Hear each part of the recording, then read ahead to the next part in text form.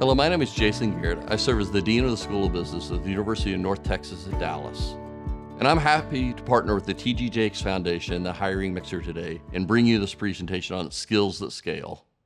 In Skills that Scale, we'll talk through three primary topics: transferable skills, interview skills, and making transitions. But first of all, I want to talk about work and the concept of work. For me, interviewing often has to start with a good framework. We have to know what our work is for and what it's about. In that, I want to start out talking about transferable skills. There are four key transferable skills that I'll focus on: resiliency, communication, problem-solving skills, and interpersonal or customer service skills. And to think about those, I want to put in the framework of two important surveys: the World Economic Forum and the National Association of Collegiate Employers. Both of them list these skills among the top skills of all employees and employers looking to hire different employees. So first of all, resiliency and agility.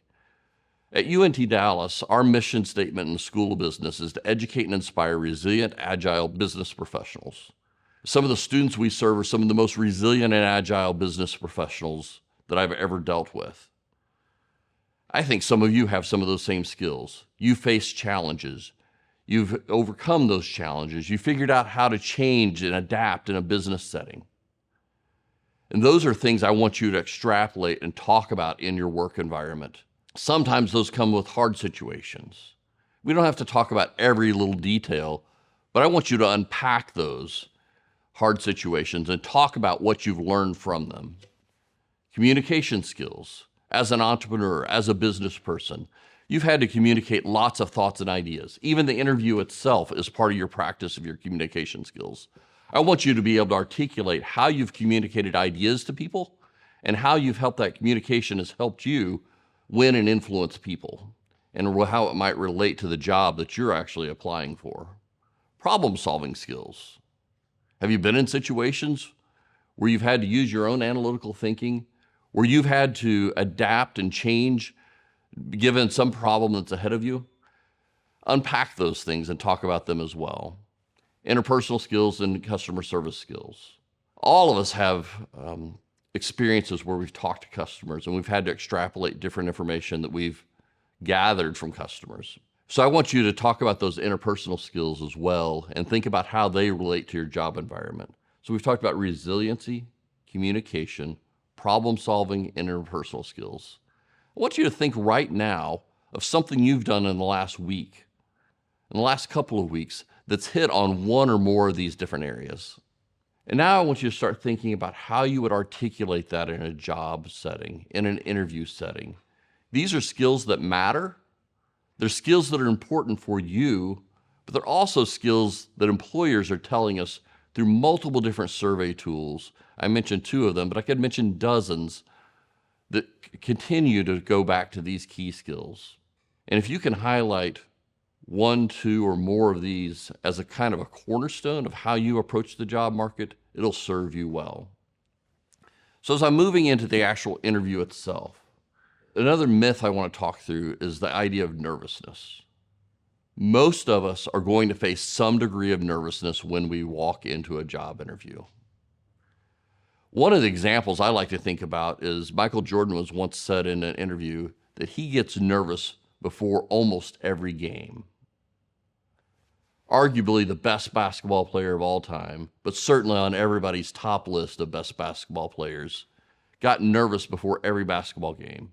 Michael Jordan, the same person who walked on the court and scored 50 points at will, got nervous. It's okay for us to be nervous before a job interview.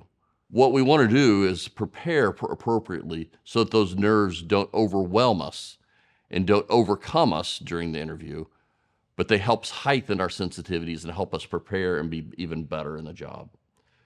So in that, I want to start out with thinking about how we're going to prepare. You're going to practice. You're going to practice different types of interview questions, and we'll talk through those. You're going to have an interview format, and we'll talk through the STAR interview response technique. You're going to pray. You're going to take a moment to take a break. Meditate for a moment before the interview. And then you're going to also think about how to respond to the questions that you may be asked. So the actual interview itself, we're going to talk through the introduction, the STAR interview techniques, and then a closing. And there'll be a 3-question closing that you're going to have in every interview. To start out with the introduction, I'm going to introduce by addressing the person that I'm interviewing with by name. Hello, Mrs. Smith. My name is Jason Garrett, and I'm here for your 1:30 interview. I'm going to look her in the eye, extend my hand, and shake hands. So I've had those 3 components. I've addressed the person by name. I've restated my name, even though they probably know my name. I want to remind them of that. Why I'm there, which is for the interview itself, making eye contact, and extending for a nice firm handshake. Those are going to be the basic elements of my introduction. Before going to my interview, I'm going to start out thinking about 3 things. One is I'm going to practice. I want to practice the kinds of questions that are likely to come up and how I'm going to respond to those, both based upon the job description, the position description, and information that I may have gathered otherwise. I'm going to think about how to respond to questions, and I'm going to do that based upon the 3 primary interview question styles that you're likely to face. Those question styles are descriptive, situational, and skill-based questions. Descriptive questions are typically those that tell me about yourself. Who are you? Those are usually the ones we're expecting the most, and those are pretty straightforward to answer. But then I also want to think about situation questions. Tell me about a time when you were in a situation like this, that you exhibited leadership skills. I want to go directly to those leadership skills that I've talked about, and we'll talk about how to answer that in the STAR technique in just a moment as well. And then skill questions. Skill questions are often tied to the job very closely. So say you're in a sales job. Someone might hand you a pen and say, sell me this pen. And I'm going to go through the sales technique in addressing those questions. So now that I've thought about the 3 different types of questions, descriptive, situation, and skill-based questions, I want to apply a right answering and response technique. The most common answering and response technique used in human resources is the STAR technique. STAR is an acronym, and I'll actually add it to it and call it the STAR Plus. I have one element I like to add to the STAR technique. STAR is for situation, task, action, result. So every question I get asked, whether that be a descriptive question, a situation question, or a skill-based question, I'm going to answer it by giving back the situation, the task, the action, and the result that I was actually a part of. The situation is going to start out with just the very basics. So let's say you were assigned by your boss to a new team in order to help develop a new strategic plan. I'm going to say the situation is I was assigned to a new team by my boss. I want to keep the situation and the task part relatively brief. The meat is going to come in the action results and the plus. So I'm going to say I was assigned to a team, and we were tasked with developing a new strategic plan. The task included also completing that strategic plan over the next 3 months. So that's my situation task. The action, what actually did you do? I convened the team. We started talking about what the elements of the existing strategic plan are, what changes might need to be made. We started interviewing people around our company. In the action, I might start taking a little bit more time and explaining a little bit more details than I did in the situation, the task component. Results. Now I'm going to come back to what actually happened. We had 3 months to develop the plan. We actually completed the plan in 2.5 months. That was presented before the board, and it was fully approved. Or here were some of the changes. It doesn't have to be a perfect outcome, but whenever it wasn't perfect, I want you to talk about what you learned from that situation and how it would actually change your future behaviors. So STAR, situation, task, action, result. I want to add one piece to it, and I call it the STAR Plus. The one piece I'm going to add to that is specifically how does that relate back to the position that you're currently interviewing for? So I read in the position description that you wanted somebody who had experience in developing strategic plans. I've not only outlined a situation where I was given to develop a new strategic plan, demonstrated that we were able to gather the opinions needed to develop that strategic plan and deliver said plan shorter than the timeline that was there. So not only do I have experience with strategic planning, I've actually delivered good results for an organization that were adopted by that organization with relatively small changes. That's the kind of feedback that you want to have in the plus. That often for us, when we're in an interview, sounds obvious. Why wouldn't they understand how this ties to their job description? They wrote it. But I want you to be extremely explicit and make sure and make that linkage for them so there's no chance that they could miss it. When I've answered questions in the STAR format, what it's done is given me a structure to answer questions that often helps calm nerves for the interviewee, but it also gives a structure that the people interviewing you can hear you by. That structure is important to convey to people that not only do you have strong answers, but you have a pattern and a methodology for answering questions, and that you will approach your work with a pattern and a methodology and a strategy for doing it, not just haphazardly. So the STAR technique has two key elements in that way. As I come to the end of the interview, one of the things I want to do is have a close. Most of the interviews are going to have a lot of time of the interviewer asking you questions. But I want you to take a little bit of time towards the interview, into the interview, and say, can I ask you 3 questions? I have never been denied those 3 questions. Most people will carve out a little bit of time for you to ask questions and not make it just a one-way interview. And your 3 questions are going to be pretty simple. You're going to have one job-related question, something usually tying back to the job description that you saw. Maybe it's a legitimate question you had or something you would like a little bit more clarification. It may be something that came up during the job interview or the interview itself that you want to elucidate or gain a little bit more understanding of. If you don't have one of those, one of my favorite interview questions is how would you differentiate the average performer from the very top performer in this role? Notice what we did there. We set the bounds of average to top, not the weakest performer to the strongest performer. I don't want the weakest performer to even enter the thought of my interviewer, nor my thoughts. I am going to be among the top half of performers and hopefully at the very top of performers. So I'm going to start with what differentiates the average performer from the strongest performer. If you don't have any other questions, that's a good one to have in your back pocket. The next question I'm going to ask is, what's the next step in this process? They're likely to tell you, after today's interviews, we're going to make a decision. Or they may tell you, we're going to have a second round of interviews in a week or 2 down the road. That's important information for you to know so you can follow up appropriately. And it's also important information to know so you can also plan your own career and the likelihood of you getting this position. The third question you're going to ask is, how likely is it that I'm going to get to that next step? So if the next step is we're going to decide this afternoon, how likely is I'm going to be the person that you select? If the response is we're going to get back to you in 2 weeks about the next round of interviews, how likely is it that I'll be included in that next round of interviews? Again, I only want to ask about the next step. I don't want to push it too far down the road, but I do want to ask. There are many employers I've talked to before that have hired the thousands of people that I've trained to do job interviews, and they will say, if someone doesn't ask for the next step, I do not know if they're actually interested in my job. So assuming you are still interested through this interview, which is possible you may not be, maybe you've learned enough that it's not the right position for you. But if you're still interested, you're going to ask for that logical next step. That's also going to give you information for how to do your next response. So again, we've asked 3 key questions. A job-related question.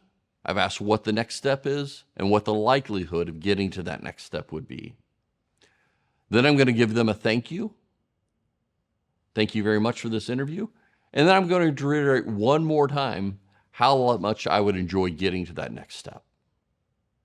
I would really like to be part of these interviews, the semifinal interviews that happen in 2 weeks. So now I've completed my interview.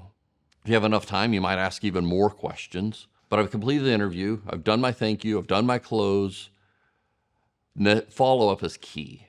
I'm going to go back. I'm going to sit down and take notes, remind myself of notes, elucidate any notes that I maybe took during the interview itself, and expand on those. And then I'm going to make a response.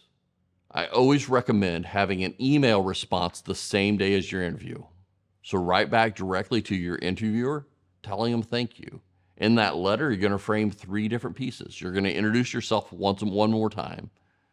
My name was Sue. My name is Jason. I was your 1:30 interview today. Then I'm going to highlight one thing about the job interview or a question that I may have. So and usually I want to pick up something I want to emphasize that went really well in the interview. So in the interview, you talked about strategic plan. I gave an example of a strategic plan that I helped build as part of a team. We also talked about how those skills would transfer directly to the job description you talked about and that your company presented before this interview. And then finally, you're going to thank them again for the interview and remind them of your desire to be included in the next step. So I've done that by email. That same day, I'm also writing a paper letter, snail mail, as we would call it sometimes. If your handwriting's atrocious, type the letter and hand sign it. People like to see a handwritten part of it. If your handwriting's good, handwrite the whole letter. And again, it's simple. This is probably a half-page letter. The exact same components. Reintroduce yourself. Remind them why you were there. You were there for the 1:30 interview. Highlight one key fact about that job interview that you had, something that went well that you want to remind them of, and then thank them and remind them of your desire to be included in the next step. What that does, that gets them something immediately in their hands while you're fresh on their mind with the email. But then about a week later, they're going to receive the snail mail letter into their hands closer to the time that they're making a decision. When they've told you what the next decision time frame would be, if it's 2 weeks down the road, that's also giving you another opportunity to reach back out to them and saying, it's been a couple of weeks. I just want to reiterate with you how excited I am and how interested I am in this position. And it's okay, and it's actually even encouraged to do that level of follow-up. And probably using that same interval, repeating that kind of follow-up with them until you find out you've either gotten the position or you've not. So transitions are another hard part. Many of you are entrepreneurs, you've worked in different career fields, and you're now looking to move to a different type of position, maybe a different industry. I want to go directly back to the transferable skills that we talked about earlier. If you're an entrepreneur and you're running your own business, a question is going to come up in some people's mind. Are you ready to be a follower and not just a leader? Can you transfer some of those leadership skills that you have into leading teams of people within my organization, even when you're not the CEO, even when you're not the owner of the organization? Obviously, you want to be able to say, yes, you can. You want to be able to elucidate and think about how that's happened. So again, thinking through resiliency, communication skills, problem solving, interpersonal skills, and customer service. I want you to try to draw upon at least 1 or 2 of those that are going to be kind of your honing point of thinking about how your skills transfer. If you were the CEO, you were the owner of your own entrepreneurial business, and now it's time to transfer back into a more traditional role, that's fine. Maybe the job was fantastic in your entrepreneurial venture. Maybe it didn't go as well as you liked. I don't have to unpack every little hairy detail of that situation, but I do want to talk about what I learned from that situation. The business was successful for 10 years. We were excited about that. But here's something I did learn during that time. And that's where you've got to reflect back and give your answer on that. And whether that learning be that you learned how important it was to listen to other people, to listen to the voice of the customer, if it was how important it was to be resilient and agile and use problem-solving skills, and if you can give specific examples of those are the types of transferable skills that you want to bring to the job interview. Those are the types of transferable skills that not only make you a good employee, but make you the best employee for this organization. And I want you to go in that job interview with that level of confidence that you will be the best employee, the best candidate that they're going to see. You were beautifully and wonderfully created. There are a lot of things that have happened in our lives. There's been high points and things that we want to celebrate, and we want to unpack those and be able to share those stories. There's been some hard things as well. And if that's come through your work and through your experiences, talk about those hard things and emphasize those, the point of what you learned. And with those, I think you will have the skills that will make an impact and skills that will make a difference in your job interview. Again, my name is Jason Garrett. I'm the Dean of the School of Business at UNT Dallas. I'm proud to work with and partner with the TD Jakes Foundation in this hiring mixer. And I hope you feel like you've got some skills now and some techniques to prepare you well for your next job interview. We talked through transferable skills, interviewing pattern, and then also managing your transitions. And I hope your next transition is absolutely a blessing for you and your family.